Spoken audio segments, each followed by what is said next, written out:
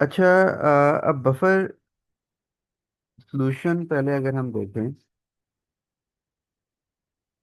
तो आपको पता है बफर क्या होता है, बफर सॉल्यूशन? सर, जो पीएच मेंटेन रखता है सॉल्यूशन की। जी, इसकी डेफिनेशन इंपॉर्टेंट है बफर सॉल्यूशन की ना, ये लाजमी करनी है। ठीक है। अ, ये होता है कि वो ऐसा solution which resist the changes in pH if small if small amount of acid or alkali are added to it। यानी ऐसा सॉल्यूशन के जो कि पीएच को मेंटेन रखता है, पीएच चेंज होने नहीं देता। अगर स्मॉल अमाउंट ऑफ कोई एसिड या अल्कली हम उसमें डाल दें तो वो पीएच को मेंटेन करता है, चेंज होने से रेजिस्ट करता है। उसको हम कहते हैं बफर सॉल्यूशन। अब बफर सॉल्यूशन बेसिकली ना दो टाइप के होते हैं। एक को हम कहते हैं एसिडिक बफर सॉल्यूशन, एक को हम कहते हैं बेसिक बफर सॉल्यूशन। पहले हम देखते हैं कि ये बनता कैसे है। एक होता है एसिडिक बफर सॉल्यूशन और एक होता है बेसिक। पहले हम एसिडिक के करते हैं, फिर हम इसके क्वेश्चन करेंगे, फिर बेसिक पे चलते हैं।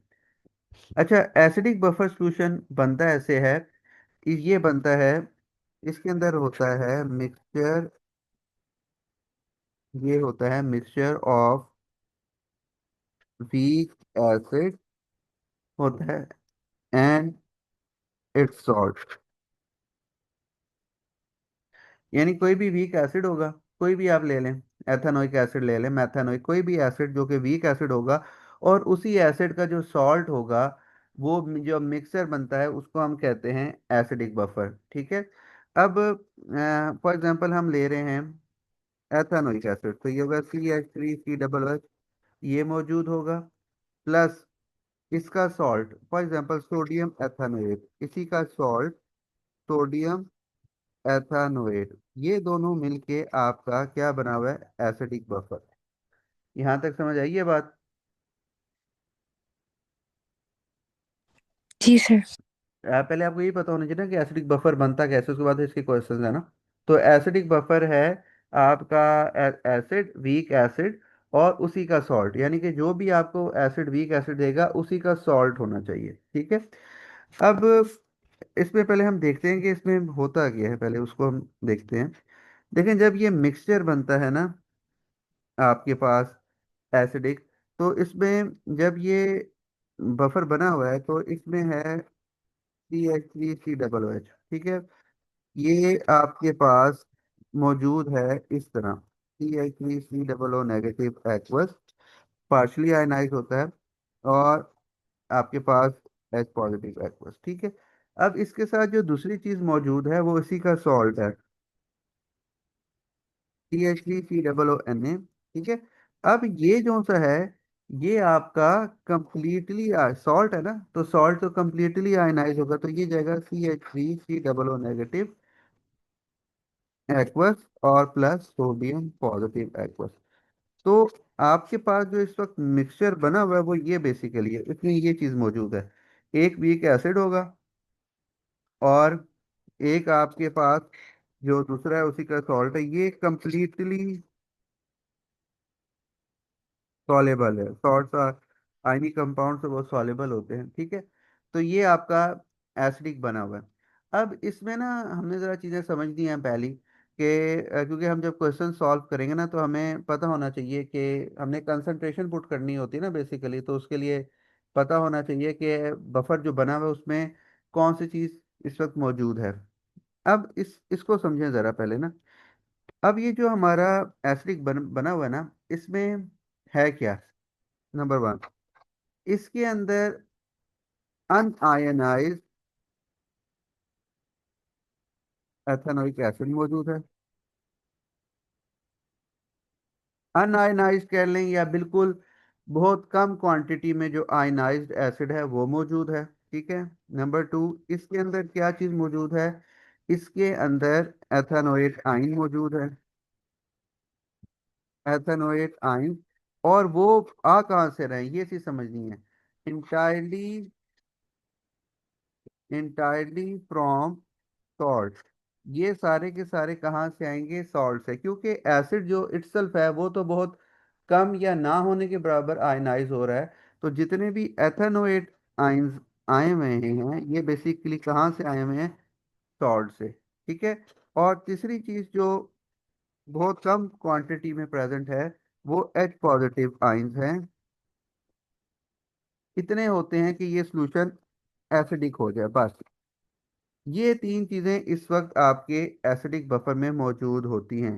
एक अनआयनाइज्ड या बहुत कम आयनाइज्ड एसिड, दूसरा एथेनोइड आयंस जो कि हम इंटायरली कहाँ से आएंगे? सॉल्ट से।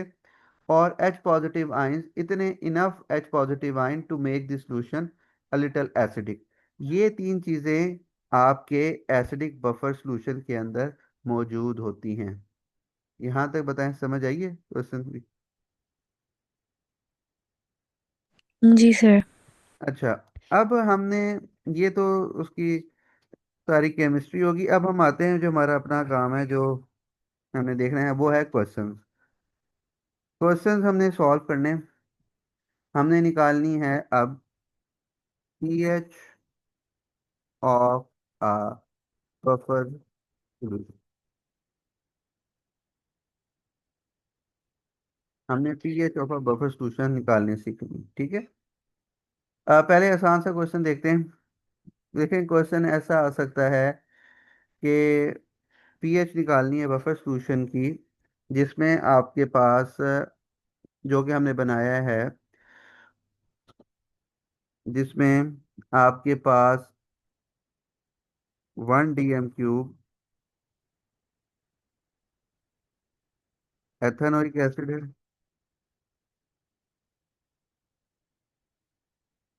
ठीक है। और उसके, चलें 1 मोल ही ले रही।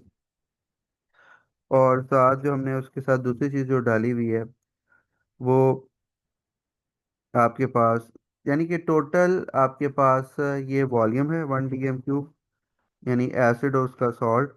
1 मोल आपके पास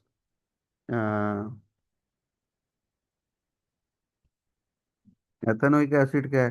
और 1 मोल ही लेट्स सपोज शुरू में ले लें, 1 mole of its salt, sodium ethanoate. अब ये इस ये जो पीएच बना आपके पास बफर सॉल्यूशन है, इसकी पीएच निकालनी है। दिया उसने ये है कि इसका एथेनोइक एसिड का उसने के ए दिया है। एथेनोइक एसिड वीक एसिड है, तो उससे उसका के ए दिया 1.74 × 10⁻⁻⁵ मोल पर डीएमपी। ये हमने करना है। अब हमने इसकी पीएच निकालनी है इस सॉल्यूशन की। ठीक है। तो पहला काम तो आपने देखें, इसमें वीक एसिड है। अब वीक एसिड है तो वीक एसिड को सबसे पहले, जैसे हमने ऊपर वीक एसिड की निकालना सीखी थी पीएच, तो हमने सबसे पहले उसको आयनाइज करवाना। CH3 COOH, CH3 COO- plus H positive. फिर हम इसका के ए लिखते थे। ये हर चीज़ शो करवानी है, लिखनी है आपने लाजमी।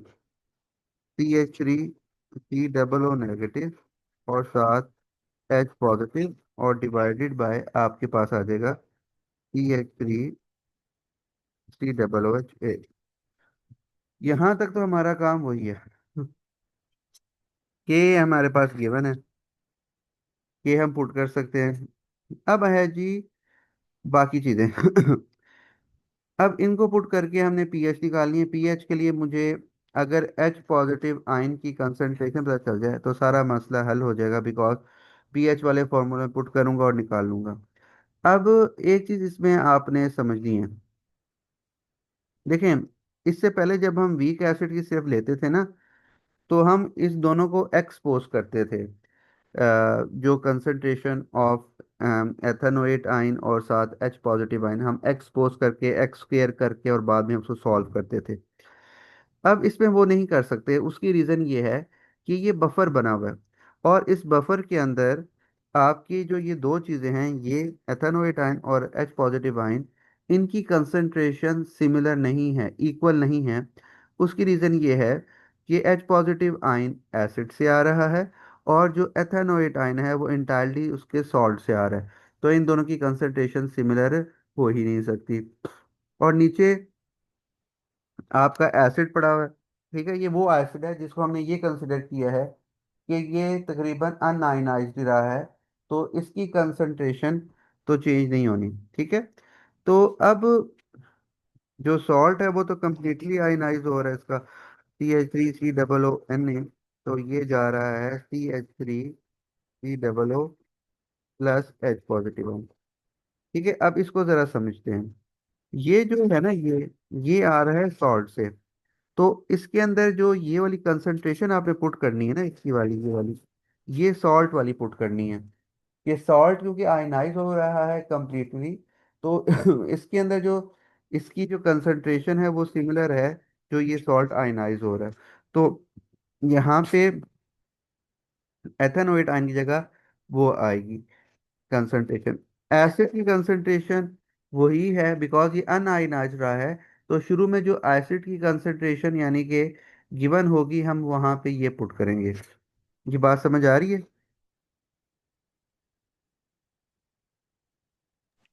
सर समझने की कोशिश कर रही हूँ, अजीब सा ही है। अच्छा, ये देखे ना, आपके पास ये बफर है। अब बफर में ये चीज आपको समझ आई है कि ये ऊपर सॉल्ट, ये के जो लिखते हैं, ये एथेनोएट आयन है। ये मैंने ये बताया था कि एथेनोएट आयन जो सा होता है वो सॉल्ट से आता है। ये बात क्लियर है? जी सर।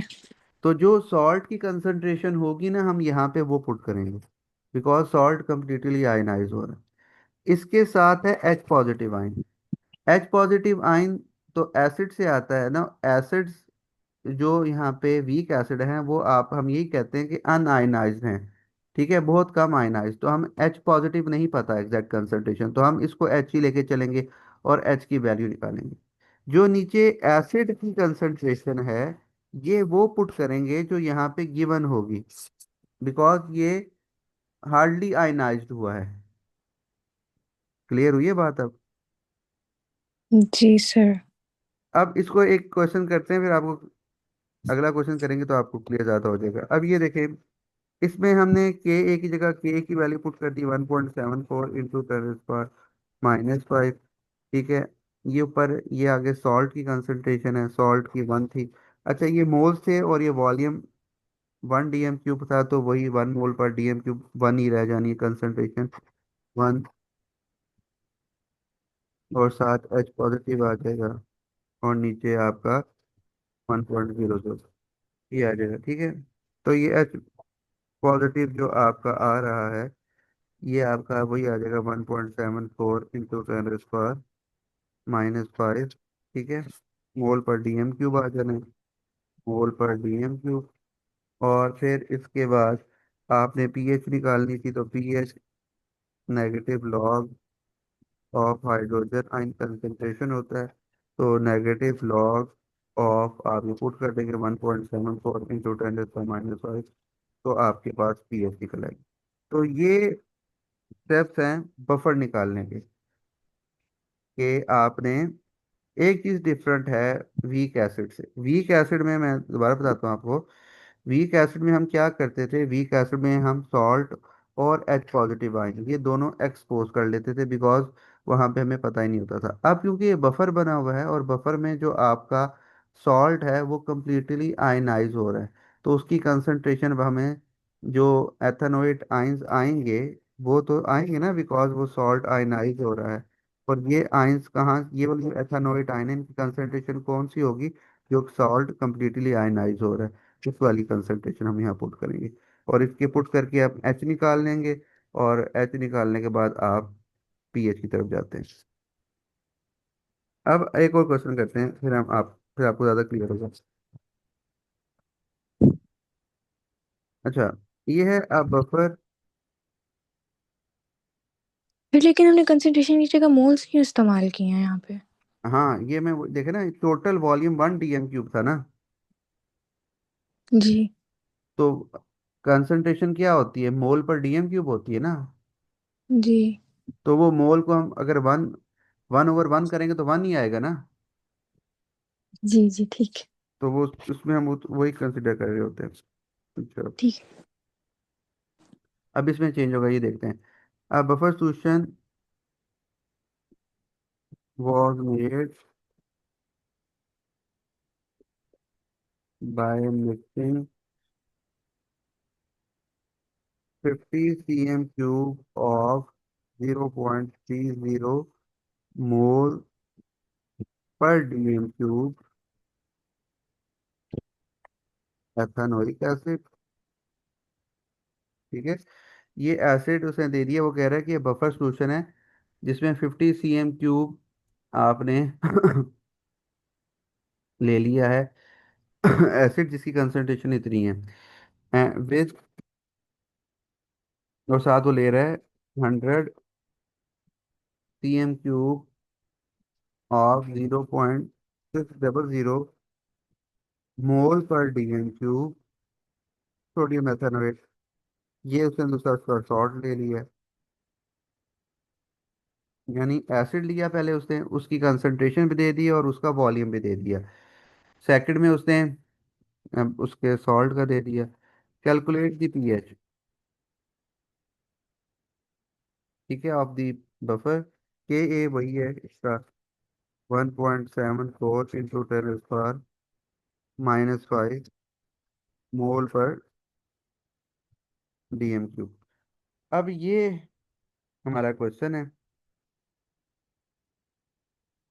अब आपके ख्याल में पहले क्या करना चाहिए मुझे, क्वेश्चन देख के आपको क्या स्टेप्स जहन में आते हैं?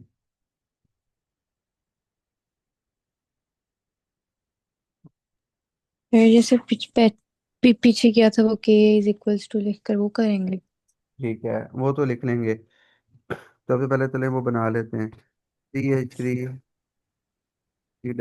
एथन, हमें लाजमी नहीं है एथेनोइक एसिड है, चलें यहाँ पे एथेनोइक एसिड है तो हम ये लिख लेंगे। फिर इसका के लिख लेंगे, dissociation constant, concentration of CH3 C, इसका भी एक नंबर है तो ये आ गया। फिर कंसंट्रेशन ऑफ एसिड आ गई, ये बना लिया आपने। अच्छा, अब आगे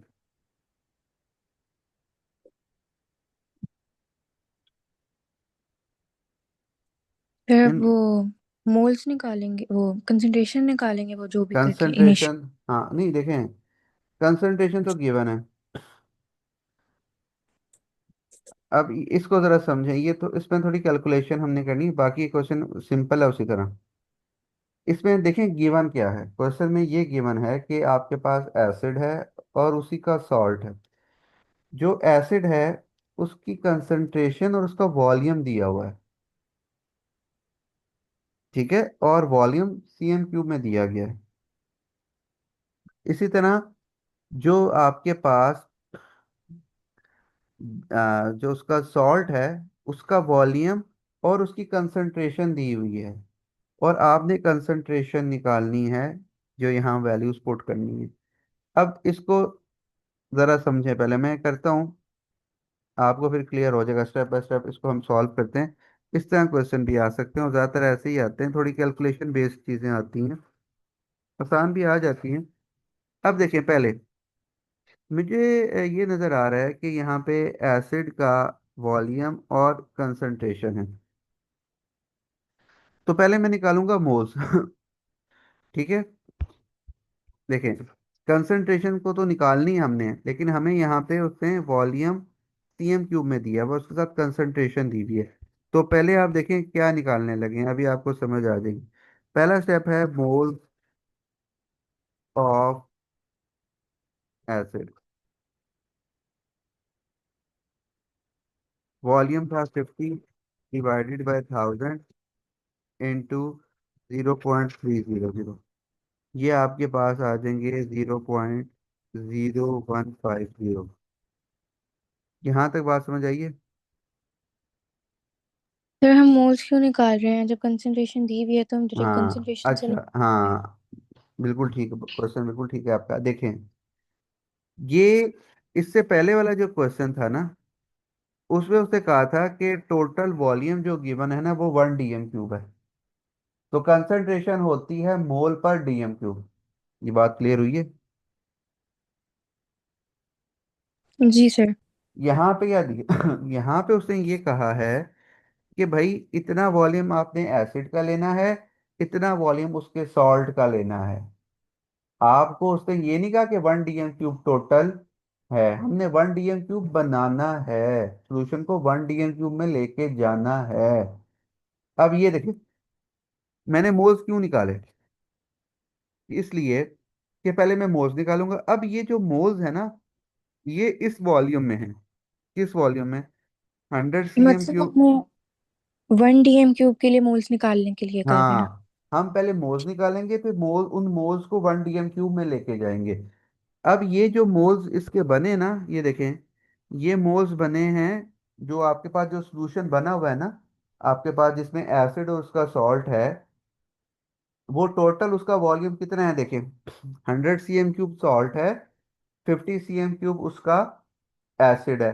तो टोटल ये जो मोल्स हैं एसिड के, ये टोटल निकले हैं इन 150 cm³ सॉल्यूशन। बात समझ आइए? सर लेकिन 50 cm³ नहीं है सोल्यूशन का, या ना ना, हमने दूसरे को भी ऐड कर दिया? ऐड बफर तो तब भी बनता है ना जब मिक्सिंग जी करती है जी ठीक समझ आइए? है। जी ठीक है। अब ये निकाल के मैंने 150 में, अब मैंने लेके जाना है 1000 में, बिकॉज कंसंट्रेशन होती है मोल पर dm³। तो अगला स्टेप क्या है? Concentration in 1000 cm³, because 1 dm³ में चाहिए। तो आप क्या करेंगे, 0.0150 मल्टीप्लाई बाय 1000 डिवाइडेड बाय 150। तो आपके पास आ जाएगी 0.1 मोल पर dm³। ये है कंसंट्रेशन एसिड की, जो हम यूज करेंगे। समझ आइए बात? जी सर। यही काम अब आपने सॉल्ट के लिए करना है, क्योंकि वो भी इसी के अंदर मौजूद है ना। तो मोल्स निकालेंगे पहले, मोल्स, ठीक है, of salt in 150, 100 multiply by 0.600 divided by 1000। तो ये 100 cm³ था ना, 0.6 उसकी वो दी हुई थी, तो 0.06 इन 150 cm³ आ जाएगा। ठीक है, और फिर 100 का हमने कंसंट्रेशन पुट करनी है। तो कंसंट्रेशन इन 1000 cm³ निकालने के लिए 0.06 मल्टीप्लाई बाय 1000 डिवाइडेड बाय 150। तो डेट विल बी 0.4 मोल पर dm³। अब आगे काम वही है, सिंपल है। यहाँ तक बस थोड़ा वर्किंग थी करनी, सिखानी थी कि किस तरह होती है। बाकी आपने के ए निकाला हुआ है, के ए आपने लिखा था concentration of salt, concentration of H positive divided by the concentration of its acid।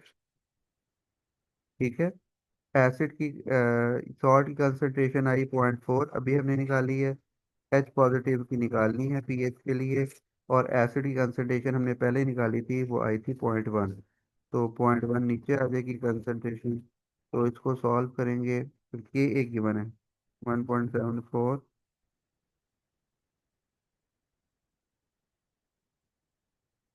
1.74 into 10⁻⁵। ठीक है, एच पॉजिटिव आयन की कंसंट्रेशन आ जाएगा ER 0.4/0.1। तो ये एच पॉजिटिव आएगा 4.35 इंटू 10⁻⁻⁶ मोल पर dm³। और उसके बाद आपने पीएच निकालनी है, तो -log of hydrogen ion concentration put करें और पीएच निकाल लें। समझ आइए बात? जी सर। तो ये था हमारा एसिडिक बफर की कैलकुलेशन। इस तरह भी आ जाती है, सिंपल भी आ जाती हैं, इस तरह भी आ जाती हैं। बफर वाला क्वेश्चन आ जाता है अक्सर, इंपॉर्टेंट होता है। बस आपने इसमें एक चीज़ याद रखनी होती है कि आपने इसमें सॉल्ट की कंसंट्रेशन, जो के ए में जो भी एसिड देगा उसमें जो ऊपर उसका नेगेटिव आइन होगा, वो उसके सॉल्ट वाली कंसंट्रेशन को पुट करना है आपने। एच पॉजिटिव निकालना है। नीचे जो एसिड की कंसंट्रेशन होगी वो वही होगी जो गिवन होगी, अनआयनाइज्ड एसिड हम लेके चलते हैं। और फिर हम इसका एच पॉजिटिव आइन निकालते हैं, और उसके बाद पीएच निकाल देते हैं। अच्छा, अब अगला हमारा है बेसिक बफर। बेसिक बफर हम देखते हैं वो कैसे बनता है। और ये चैप्टर खत्म कब होगा? ये चैप्टर बड़ा है, इसमें दो टॉपिक्स और हैं मेन ना। अ, तो उम्मीद है कि दो टॉपिक्स इसके बाद हमारे पास एक पार्टीशन कोफिशिएंट का टॉपिक है इसमें, ठीक है। एक बफर कैपेसिटी के हैं चीज़ें थोड़ी बहुत, वो चलन छोटा ही है। और एक मोस्ट इंपॉर्टेंट सॉल्युबिलिटी प्रोडक्ट के एस पी, उसके क्वेश्चन बड़े आते हैं। मेनली तो ये दो तीन टॉपिक ही रह गए हैं। ठीक है, अभी कुछ क्वेश्चंस करेंगे ताकि आपको क्लियर हो चीज़ें। वैसे तो सारा चैप्टर इसमें क्वेश्चन इसमें आता है, क्वेश्चंस ही है ज़्यादातर। ए टू में पता है आपको चीज़ें, क्वेश्चंस बेस्ड ही है, न्यूमेरिकल बेस्ड ही है इन चैप्टर्स की। रेट ऑफ रिएक्शन का भी क्वेश्चन ही आना है, इसका भी क्वेश्चन ही आएगा, इलेक्ट्रोकेमिस्ट्री का भी। ठीक है। अच्छा, अब है बेसिक बफर।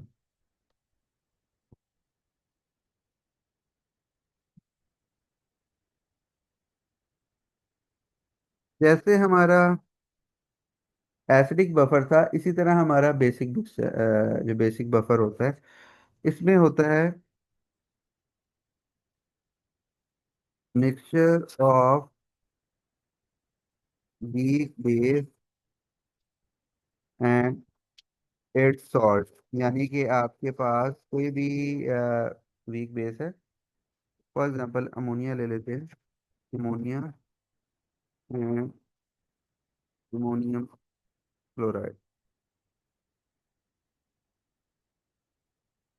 ये बफर है, बेसिक बफर। जिसमें एसिडिक बफर था, वीक एसिड और उसके सॉल्ट, इसी तरह आपके पास बेसिक बफर है, और बेसिक बफर के अंदर आपका वीक बेस है और उसी की सॉल्ट मौजूद है, जैसे अमोनिया और अमोनियम क्लोराइड। अब इसमें एक चीज हमने समझनी है जो कि इम्पोर्टेंट है। अमोनिया, ये हम ओ लेवल में पढ़ के आते थे। अमोनिया वाटर में अमोनियम हाइड्रोक्साइड बनता है, जिसे एक्वस अमोनिया भी बोला जाता है, और ये आयन जनरेट करता है। ठीक है। एक्वस अमोनिया, अमोनियम हाइड्रोक्साइड, उसमें अमोनियम आयन और हाइड्रोक्साइड आयन होता है। ठीक है। अमोनिया ने बेसिकली हाइड्रोजन का प्रोटॉन एक्सेप्ट किया, अमोनियम आयन बन गया। और इसी का जो सॉल्ट है अमोनियम क्लोराइड, वो तो आपका सॉल्ट है, वो तो कम्प्लीटली आयनाइज होगा, तो that will be ammonium and chloride. ठीक है। अब इधर एक चीज हमने जरा इम्पोर्टेंट है वो समझनी है। देखें, अगर ये ऊपर वाली इक्वेशन आप देखें, इसमें अमोनिया फॉरवर्ड रिएक्शन में बेस का काम कर रही है। क्यों? क्योंकि ये इसका प्रोटॉन एक्सेप्ट कर रहा है वाटर का, और अमोनियम आयन जा रहा है। अगर मैं इसका रिवर्स देखूं, इस रिएक्शन का रिवर्स या बैकवर्ड रिएक्शन देखें, तो बैकवर्ड रिएक्शन के अंदर देखें, ये जो अमोनियम आयन है ये अमोनिया में जा रहा है, ये अमोनियम आयन प्रोटॉन डोनेट कर रहा है। ये बात समझ आ रही है? दोबारा बता दें। ये फॉरवर्ड रिएक्शन देखें, रिवर्सिबल रिएक्शन है ना, अमोनिया वीक बेस है। तो अगर मैं फॉरवर्ड रिएक्शन देखूं, तो अमोनिया वाटर का प्रोटॉन एक्सेप्ट कर रहा है। ये बात समझ आइए। तो ये प्रोटॉन एक्सेप्टर्स क्या होते हैं, एसिड या बेस? 20। तो अमोनिया बेस है, पता है हमें। अब आए बैकवर्ड में। बैकवर्ड में अमोनियम आयन है, अमोनियम आयन। अब आप देखें, खुद बताएं, अमोनियम आयन बैकवर्ड रिएक्शन में प्रोटॉन एक्सेप्ट कर रहा है या डोनेट कर रहा है? डोनेट कर रहा है। डोनेट कर, तो प्रोटॉन डोनर्स क्या होते हैं? एसिड्स। तो अमोनियम आइन एसिड होता है, एसिड का रोल प्ले करता है, अमोनिया बेस होती है, ये बात याद रखनी। अमोनिया का जो अमोनियम आयन होता है उसकी एसिडिक नेचर है, एसिडिक प्रॉपर्टी, एसिडिक रोल है। जो अमोनिया है इटसेल्फ वो बेस वाला काम करती है, वो प्रोटॉन एक्सेप्ट करती है, अमोनियम आयन प्रोटॉन डोनेट कर रहा होता है। तो अब अगर ये समझ आ गया तो फिर आप इसके भी क्वेश्चन बना सकते हैं इजीली। कैसे भला? देखें, अमोनियम आयन बेसिकली ये काम कर रहा है।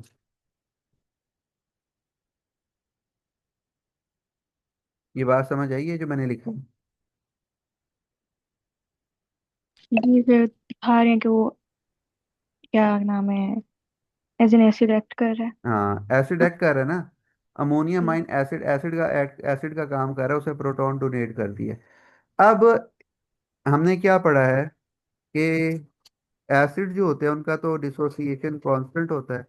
तो लिखते हैं इसका डिसोसिएशन कांस्टेंट। क्या लिखा जाएगा? Ammonia concentration, H positive ion की कंसंट्रेशन, और नीचे अमोनियम आयन की कंसंट्रेशन। ये के ए समझ आए मैंने क्या किया है? जी सर। अब ये के ए है। फिर बेस का के नहीं होता था?